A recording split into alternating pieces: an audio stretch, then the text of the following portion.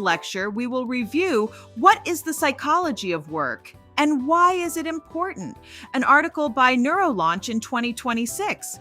The psychology of work matters because it replaces intuition about what makes people productive. With tested models of human motivation, decision making, and stress response, organizations that ignore it tend to rely on gut instinct, assuming longer hours mean more output or that a raise fixes disengagement. Neither holds up well under scrutiny.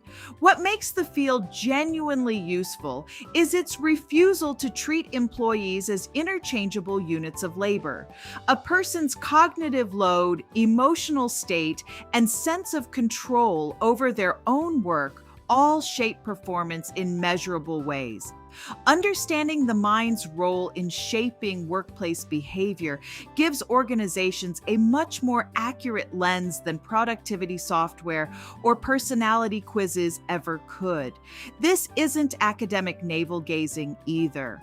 Companies that apply these principles well see lower turnover, fewer safety incidents, and stronger financial performance. The gap between a workplace that understands human psychology and one that doesn't shows up in the numbers, not just the vibe. So, what is the difference between work psychology and organizational psychology?